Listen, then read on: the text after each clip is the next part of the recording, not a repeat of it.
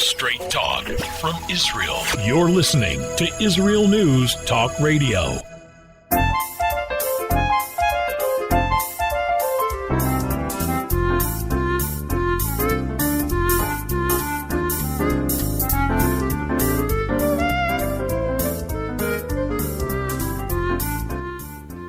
Okay, good morning.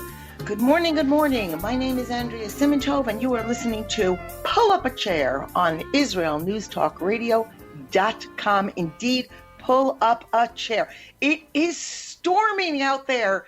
I always say how beautiful it is outside of my window. And yeah, it is beautiful. If you've never seen the hills of Jerusalem, Harei Yerushalayim, with the rain pouring down and little flowers, geraniums and bougainvilleas carrying off of the patios, you have not seen a beautiful, cold Jerusalem morning. And God knows that we know that we need the rain. All right, so before we get started today, I can't remember. I think I called the show on Facebook, "The Violets in the Mountains Have Broken the Rocks," which, a little hint, wink, wink, is a line. I believe it's the last line of Camino Real, a Tennessee Williams play, and we'll make the connection soon. So let me first say good morning, good evening, good night, wow, to friends in the U.S., Canada, always listening in. Must be cold in Canada. The UK, Germany, Spain is listening in this morning, okay? And Norway, France is listening in, and the Netherlands. And of course, I forgot to say, Boker Tov, Eretz Yisrael. Rabbi Jonathan Sachs, that's all, he died, I believe it was 2 weeks ago. I think it was 2 weeks ago. He asks a question.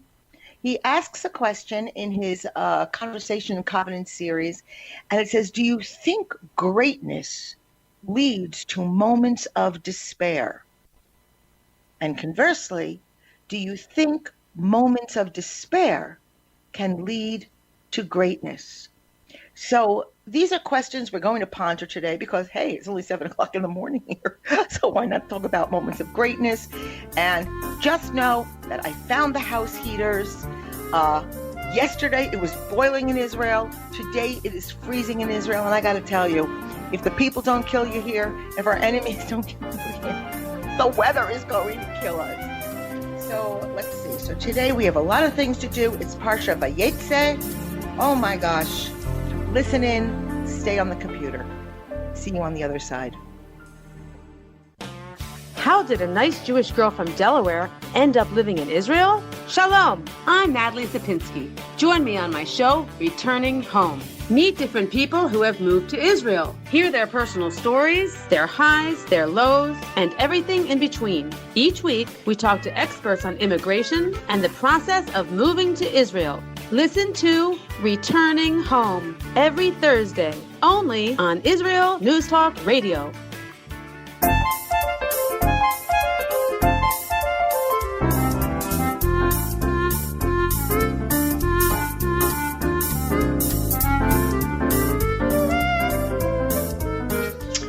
And we're back. Andrea Simantov, pull up a chair on IsraelNewsTalkRadio.com. I don't know why, I'm just so energized by the rain. What is it, raining in here? You know, we're all working out of our home studios, because in case you didn't hear about it, COVID still lurks out there. All right, we already asked the question. You know, Rabbi Sachs brings down, do you think greatness leads to moments of despair? Do you think moments of despair can lead to greatness? And I was thinking about it this week. I had a very interesting experience. Interesting for me. I think it was interesting. I was invited by a friend to visit what is commonly referred to as a mikubel. It's in layperson's terms, it's a wonder rebbe, a rabbi who, using Kabbalistic methodology, can very often write up amulets, what we call kameyas,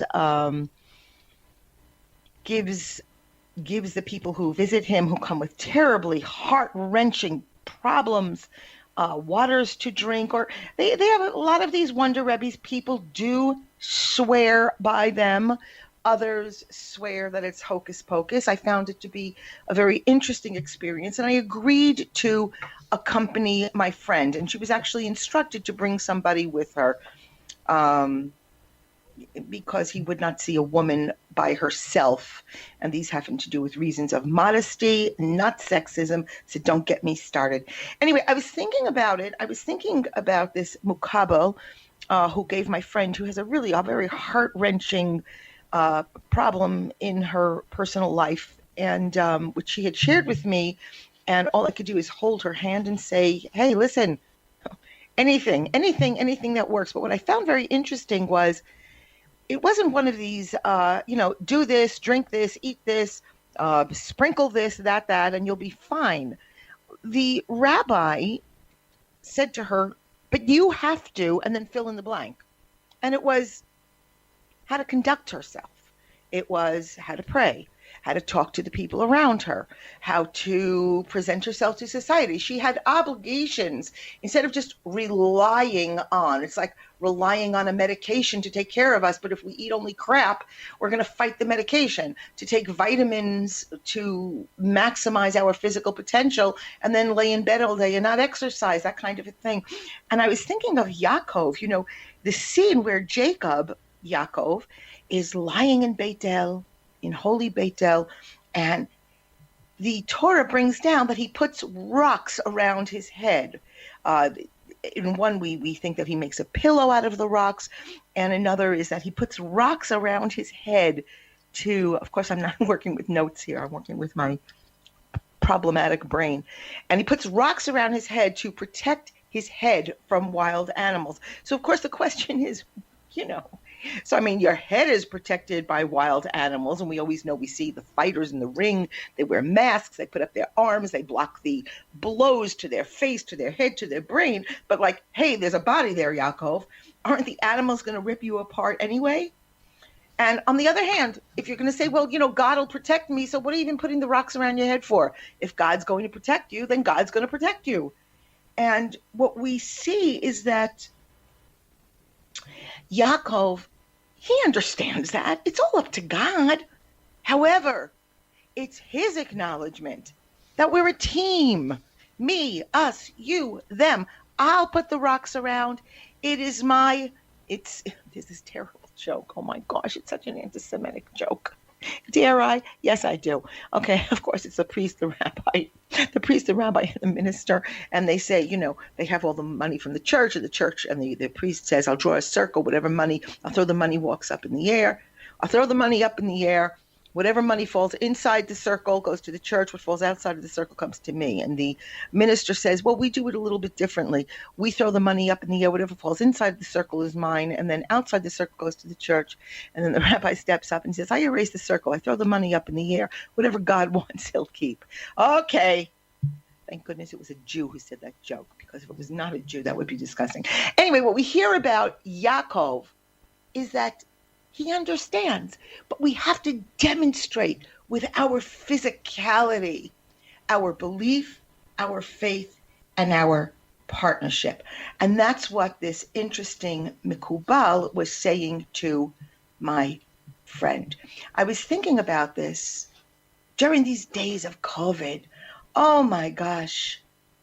I think about people who still to this day are arguing they're not wearing the masks. Somebody, I don't have it in front of me, I posted on my Facebook page, it was very cute, said, you have 9 kids playing with an art project, and one of the children is playing with glitter, that glitter that you shake out.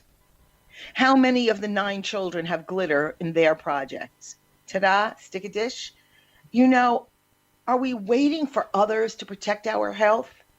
If not for the CDC, they're in charge. I'll go out when they come out and tell me it's safe to come in, it's safe to go out. There's an inoculation, there's not an inoculation. Are they the only ones in charge? And it also behooves us to ask, who's in charge of finding us partnership? I'll sit alone in my house I won't go out there. I won't participate in events and cultural activities, either in Zoom or socially distant, that will bring me into the orbit of others. If God wants me to find love, God will send love to my door. Well, good luck, lonely girl. Good luck, sad boy. Who's protecting our children? Indeed. Who's raising them? Who's in charge? I ask myself, I ask you, talk to me. Where do we sit in the uncertainty of the world? So Rabbi Sachs, he calls his parsha this week, Light in Dark Times. Nice, a little catchy. But isn't it always dark times? If one always is immersed in bleakness, isn't it always dark out there? My mother, may she live and be well, my 91-year-old mother, she often quotes her late mother, my grandma Sadie, who was the mistress of bleakness. You know, don't laugh too much. She used to say, if you laugh before breakfast, you'll cry before supper. This is the kind of house I grew up in. I'm just telling you, I'm sharing you this with you. If you laugh before breakfast, you cry before supper. And my mother used to say this. She used to say it because she loved her mother. And finally, I reached a day where I said to my mother, Mom, I hate to hurt you. Your mother was wrong. Laugh before breakfast. Laugh before supper. Laugh afterwards. Indeed, don't be an idiot. See the world as it is. But think, how can I put a happy spin? It can always be dark times, but who's going to decide when we will smile? I know what's going out there. You do too. You know, somebody wrote to me recently. It was really quite funny. They wrote it on the chat room. If you're listening in, tell me if you're out there. And he said, you know, you used to, I love the show. The show's good, but you used to be funnier. You know? And I thought to myself, you know what? It really struck me. He was right. I used to appear funnier. I'm still funny. I never stopped being funny. I think I was trying to cover a lot of ground. And listen, I get up at 4:45 in the morning to do this show. I'm not such a yuck when I get up there. But I thought about it, and I thought, you know what? He's right. What is being revealed coming out of me is not always funny. You know, I can't be funny on demand when you get up at, you know. But I said, talk to me at 2 o'clock in the afternoon. After I've listened to a little of the Israel news, I'll be very funny. We'll have to put on adult diapers, okay? The conclusion of Kamino Reel, as I said in the beginning, the violets in the mountains have broken the rocks. I've also heard it said differently. Violets in the mountains push through the weeds. Have you ever gone on a hike and all you see around you is dead brush, broken, snapping branches, and suddenly you see a beautiful pink or indeed crimson flower bursting through? Many of us just walk past. But take a minute. Reflect on that crimson flower. What is Williams actually saying? He's saying that idealism will ultimately smash the cruelty, the ugliness, the embattlement we face constantly, in which we're mired. Idealism will break the ugly politics. I promise you, this main theme that in the play deals with coming to terms with growing older and possibly becoming irrelevant. Am I irrelevant? The choice is ours. You don't have to appear in a Hollywood sound set to be relevant. You don't have to write a novel to be relevant. We're heroes every day by immersing ourselves in the muck, the mire of lives, in those that we care about and interact with. My friends, there's no days off from parenting. There's no R&R available when you're caring for an aging parent. As long as there are soup kitchens out there, clothing drives, needs to rehome your household goods, the bread and water of human existence exists if we only look outside of our kitchen windows. Anyone who utters the words, I'm bored, is really saying, I'm detached. We can get bitter. We can get better. It's that simple. My name is Andrea Simintov, and guess what? I'll speak with you on the other side.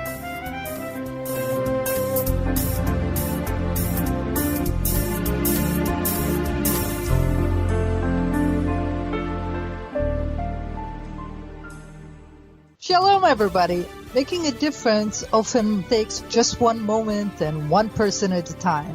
I am Orly Benny Davis, your show host on Israel News Talk Radios from Jerusalem with Love. You'll be hearing people talking about politics, religion, social issues, and making a better tomorrow. Join me, Orly Benny Davis, for God and Country. From Jerusalem with Love. Wednesdays on Israel News Talk Radio. Psalm 23, the Lord is my shepherd, I shall not want. Did you know this psalm and many others were composed by a Jewish shepherd and musician who later became a king? Would you like to know some of the inner meanings of psalms to help you connect with God and strengthen your soul? An exciting and easy-to-read book is now available which will help you do just that. Software for the Soul, Psalms for Everyone, available on Kindle, Audible, and Amazon.com. Software for the Soul.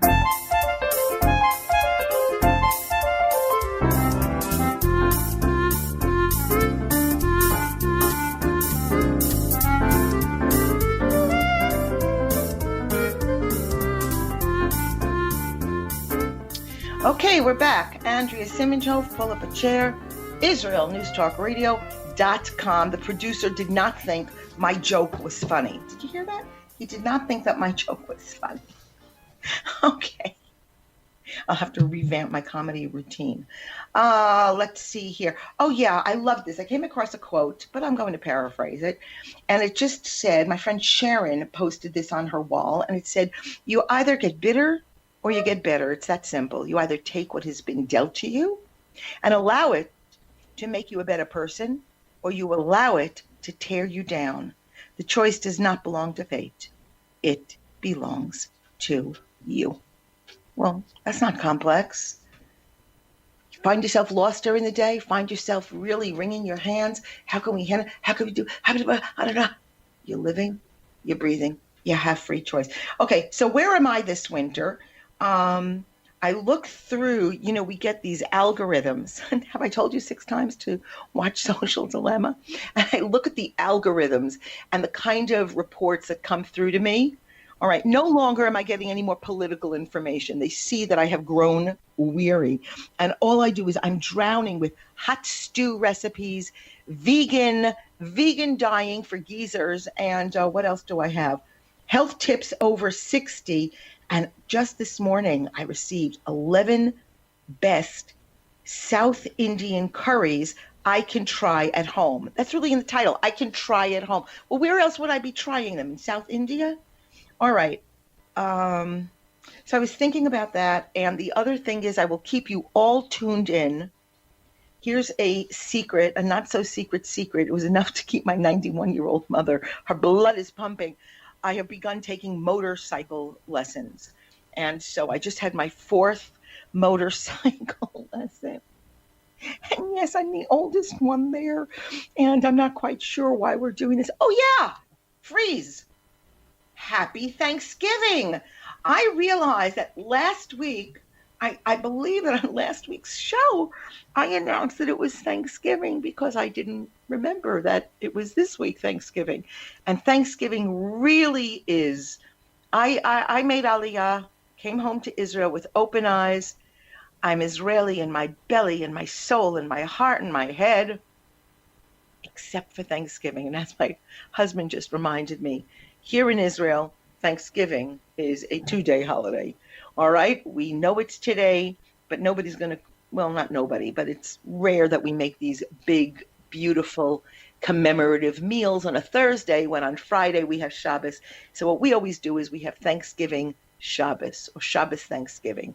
And again, there is so much to be thankful for, regardless of for whom you voted, regardless of what's happened to your income. indeed your parnasa, our fears, our nervousness, and even those who have had more painful interactions with the coronavirus. As long as we live and as long as we breathe, there is so much to be grateful for. Thanksgiving every day, but indeed the calendar says it's today, and I wish you a wonderful, wonderful day. All right, so it behooves me to indeed mention what has been covered extensively on this wonderful station, that ex-Navy analyst who served 30 years for giving away U.S. secrets, named Jonathan Pollard, was released from home prison, from home lockdown this week. He had been given during his parole, he had 5 years where he had to wear an electronic bracelet, and it was canceled this week. And there was a very, for me, moving moment, and it was a picture of his wife Esther, who is suffering from a terrible illness. She's suffering from a bad degree of breast cancer, and she cut the bracelet off him. And just to remind you that Jonathan Pollard was arrested in 1985, sentenced to life in prison 2 years later. Interestingly, there was no trial, and he was very much done dirty. We are not discussing the merits of the government claim against Jonathan Pollard, so keep it on your own page. But he was done. He was unprecedented, the absolute unprecedented severity of his sentence. He was convicted for a crime that others were comparable crimes, received much lighter sentences. He was always determined to move to Israel, interestingly enough, because as the facts will show, Israel, there are many who said that Israel indeed threw him into the arms of the FBI, did not come through with their promises to protect him. Terrible chapter, ugly chapter. The late, extremely not great Caspar Weinberger will most likely rot in hell for his part in the Pollard affair. And anyone who is still spewing that he's a spy, the damage he did, just stop. Look around you. Your own homes are burning. Put out your own fires. Okay, I have now spoken my piece on Jonathan Pollard. Jonathan Pollard, live the rest of your years in peace. Take care of your wife. Come home to Israel. Be as aggravated here as the rest of us are. Okay. Just came, this is very upsetting, my friends, that, here the numbers are going up. We're already talking about a third lockdown, which, by the way, I have to tell you, I did receive notice that they were sending me again into quarantine, and this time I fought it because I realized where I was when they claimed that I had been exposed to a COVID, somebody who was later diagnosed with COVID, and I argued it. I was outdoors the whole time, so that is the deal. Nevertheless, numbers are climbing here. We're talking about possibly Hanukkah,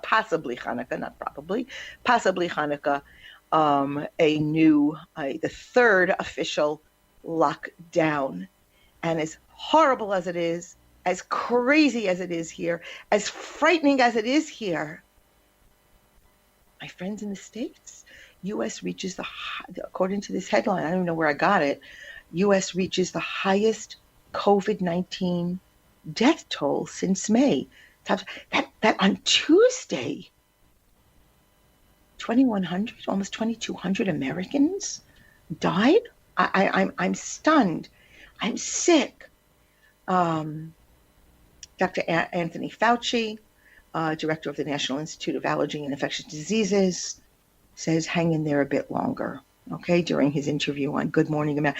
My friends, let's stop yelling. Let's stop screaming. Let's be kind. What can we do? Don't give in to the bleakness. Don't give in to the fear. Hold tight, but be smart. really today, it's early in the morning. For some of you, it's still Wednesday night. Rethink. If you're getting together with family today for Thanksgiving, don't lie to yourselves and say, oh, but we have to get together. It'll be much more upsetting. Be upset so that you live and those you love can live to celebrate many, many, many more Chagim, Thanksgivings together. I have to tell you that last night I participated in a lovely, beautiful discussion. My mother is in a senior residence, and all the loved ones gather. We do this Zoom once a month, and it was very nice. And they can't, they're not cops. They can't keep the older people home. But they said, please, just because you can go out doesn't mean you have to. And there are consequences. All of our actions have consequences. Even putting rocks around your head to protect it. God is in charge. There are consequences. Okay. In the last 3 minutes, I do want to say, let's give some upbeat news. Upbeat. Israel is named the best country in the world for women entrepreneurs. Israel was named the best country in the world. I don't even know where I get these articles, I'm telling you, for women entrepreneurs in the 2020. I'm sorry, I'm laughing. I just see the numbers 2020. I begin to, I get paralyzed. 2020. The MasterCard Index of Women Entrepreneurs. Did you even know that there was something? And they give it an acronym. MIWE, the MIWE report finds, highlighted the need for gender-specific policy to support women in business. Blah, blah, blah. The report also said that Israeli women are more driven. I'm sorry, I'm not supposed to laugh at this.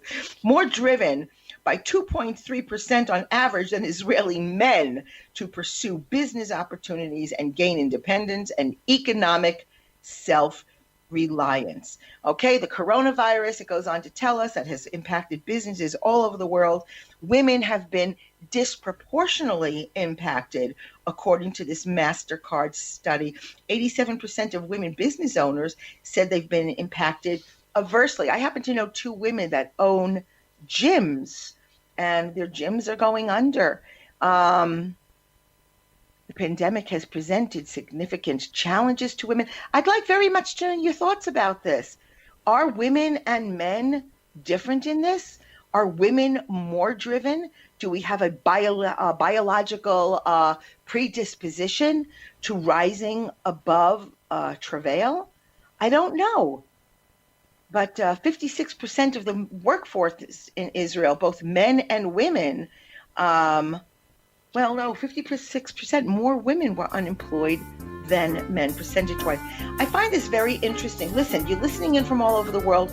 Drop me a line, Andrea at IsraelNewsTalkRadio.com. I'd like to know what you think. When we come back, let's talk more about our father, Yaakov.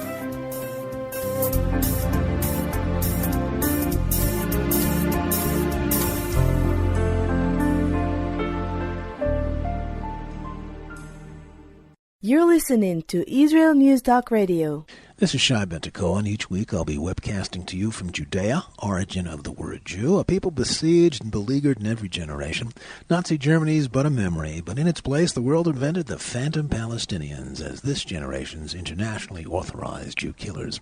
Tune in for a different slant on life in Israel, Phantom Nation, every Monday. Hi, I'm Rabbi David Aaron. The soul basics are the most profound, the most essential, and yet often the most neglected in our education. Join me for Soul Talk on Israel's News Talk Radio and discover the secrets to love, spiritual growth, and personal power.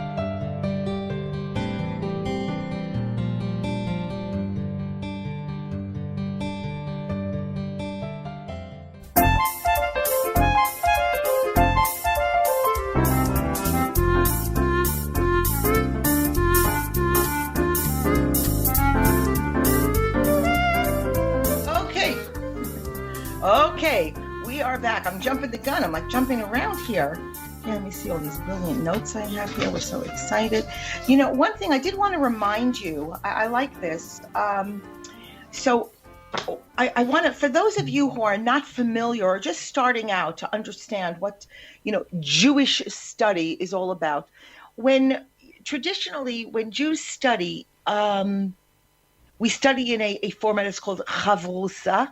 To sit and read by yourself is all very, it's all very illuminating, but we need to bounce off of one another, different ideas, different takes, different perspectives. Lahavdil. Sometimes you'll read 2 or 3 movie reviews, and then you sit and say, well, but he didn't say that. He loved the film. He thought that was a brilliant aspect, and it's very, very important. So when you're reading the Parsha of the Torah, it's very important to read the commentaries, but not just one, read many. And indeed, it's a great thing to study with a friend. Torah classes are huge. The other thing is that my husband, Holy Ronnie, reminded me, I very often will sit and say, Rabbi so-and-so brings down. It is Rabbi so-and-so wrote. This quote from here, this quote from there. It is the height of respect, the height of kavod, we call it, of indeed respect, to quote, to give credit where credit is due. When I say that I'm bringing down, this thought comes from Rabbi Wein or Rabbi Beryl Wein, Rabbi Jonathan Sachs, Rabbi Avigdor Miller, I'll quote Nechama Leibovich. So we bring these names down because indeed it's to honor them. There is nothing new under the sun, including us and our brilliance. Okay, so let's see here. So Rabbi Sachs asks the question. Oh, I just had to tell you this. I found this fascinating, that Rabbi Sachs literally, he knew he was not well. He knew that he was battling a dread disease. Apparently, he left in advance, a year ahead of his series, Covenant and Conversation. Really, if you have not read any of his pieces, please treat yourself to this very exciting, very challenging thinker. So literally a year ahead, he left all of these. So we will benefit from that, listeners to this show. Okay, so he asks the question, what is it that makes Yaakov, not Abraham, not Yitzchak, not Moshe, the true father of the Jewish people? We are called Bnei Yaakov, the children Bnei Yisrael. Yaakov is the man whose name we carry, but he didn't begin our journey. That was Abraham. Yaakov did not face the kind of trials that Yitzchak, laying with a knife over his neck, did at the Akedah. It was none of that. He didn't lead the people out of Egypt or bring them the Torah. Yaakov, his children stayed within the faith, not like Avraham or Yitzchak. So then that, according to Rabbi Sachs, he says it brings it back another level. Why did he succeed when Avraham and Yitzchak failed? Yaakov is the one whose greatest visions come to him when he's alone at night, far from home, running from one danger to the next. When he's escaping from Esav, he stops and rests with only stones to lie on, and he has this dream. A dream in which he sees a stairway resting on the earth with its top ascending to heaven. We know the story. And when Yaakov awakes from his sleep, he says, remember, he's in Bethel, the house of the Lord. Surely the Lord is in this place, and I was not aware of it. He was afraid, and he says, how awesome is this place? There is none other than the house of God. This is the gate of heaven. Now he runs. He runs from Lavan. He's terrified he's going to meet Esav. He has these terrible, heart-wrenching, life-altering spiritual encounters. It is his strength. That's what he bequeaths to us. What's remarkable about him is that not only do we survive the tragedies that any other people would have been hurled into extinction? The destruction of 2 temples, Babylonians, Roman conquest, and I go on and on, Holocaust, the Inquisitions. Jews, after each nightmarish, science fiction only comparable experience, do we scale to new heights of achievement? Leaders, we talk about leadership a lot here. Leaders have crises. That's a given. It's not easy. I hope that this morning Joe Biden is listening to the show. The chat room is open, Joe. Rabbi Sachs brings down a beautiful example. He says when Harold Macmillan was Prime Minister of Britain between 1957 and 1963, we tend to think about Churchill, Churchillian quotes. But he was asked what was the most difficult aspect of his time in office, and he famously replied, "Events, dear boy, events." What was he saying? Bad things happen.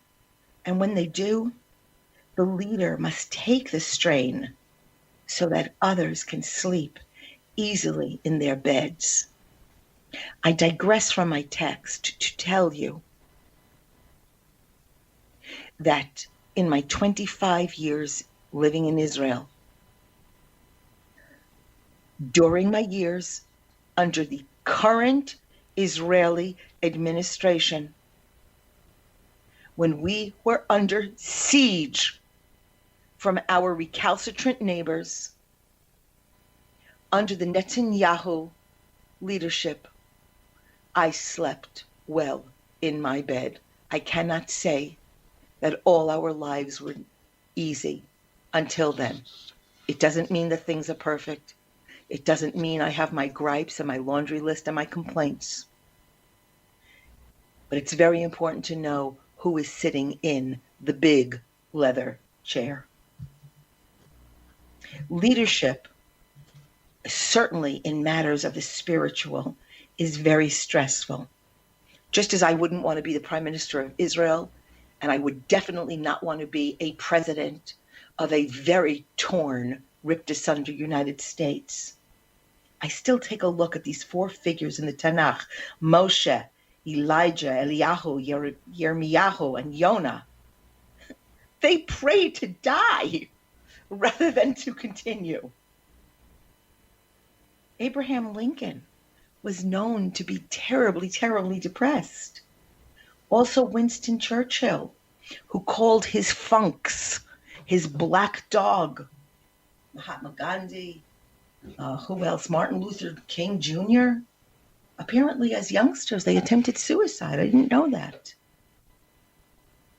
So again, we ask the question that I opened with, does greatness lead to despair?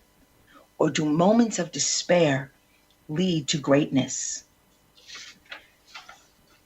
Question, certainly, for Shabbos. So Rabbi Wein brings us to the story of Yaakov. In a sense, it gives us a little insight to all of Jewish history. It's going to project what our exile is going to be like. In spite of all of his unfair treatment, Yaakov prospers. So many people would have given up. But what does he do? He succeeds. He builds a family that develops into an eternal, a holy nation. It's a story of the Jewish people entirely.